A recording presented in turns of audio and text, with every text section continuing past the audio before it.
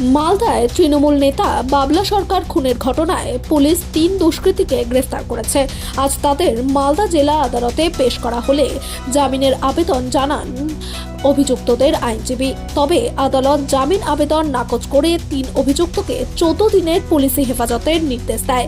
সরকারি আইনজীবী দেবজ্যোতি পাল জানান, অভিযুক্তদের বিরুদ্ধে খুন, অপরাধমূলক ষড়যন্ত্র, অস্ত্র আইন সহ একাধিক গুরুতর ধারায় মামলা দায়ের করা হয়েছে। পুলিশ এখন তদন্ত করে দেখছে এই খুনের পেছনে কার হাত রয়েছে এবং ধৃতদের বিরুদ্ধে কি পূর্বে কোনো অপরাধমূলক ষড়যন্ত্র বা মামলা রয়েছে কিনা।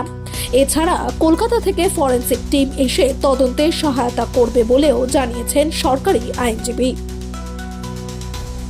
BNS, that is murder, R 61 that is criminal conspiracy, একের অধিক যখন অ্যাকিউজ চলে আসে একটা কেসে তখন ক্রিমিনাল কনস্পিরেসির ধারা ওখানে লাগু হয়, সেটা দিয়েছে। আর এখানে ফায়ারআর্ম ইউজ করা হয়েছে এবং সেই অফেন্ডিং ওয়েপনের জন্য অলরেডি তাকে আর্মস অ্যামেন্ডমেন্ট অ্যাক্ট তাকে দেওয়া হয়েছে।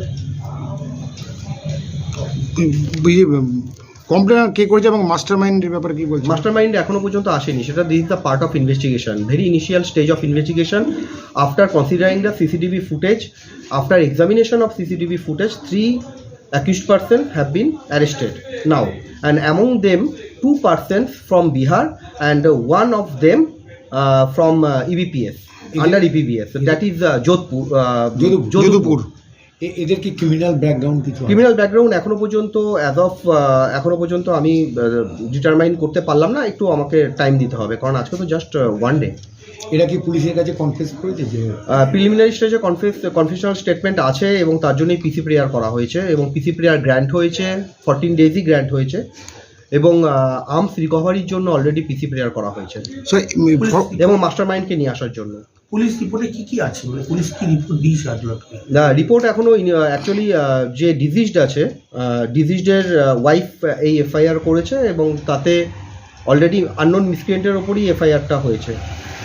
আর এখনো পর্যন্ত রিপোর্ট আসতে গেলে তো কিছুটা সময় লাগবে। This the part of investigation, it should not be disclosed at this moment. I think ফরেনসিকের ব্যাপারটা কি বলছে? ফরেনসিকের ম্যাটারে আছে আপাতত নতুন আমাদের BNSS আসার পরে প্রত্যেকটা থানা তাদের একটা ফরেনসিক টিম অলওয়েজ রাখবে।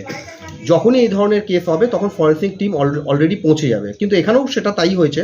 প্রিলিমিনারি স্টেজে ফরেনসিক টিম এবং যেরকম তার ব্লাড অলরেডি স্যাম্পল কালেক্ট করা হয়েছে ওখান থেকে, এবং যে ফায়ারআর্ম যেটা অলরেডি আমাদের এমটি যে কার্ট্রিজ যেটা ইউজ করা হয়েছিল তার শরীরে সেটাও অলরেডি সিজ করা হয়েছে এখনো পর্যন্ত।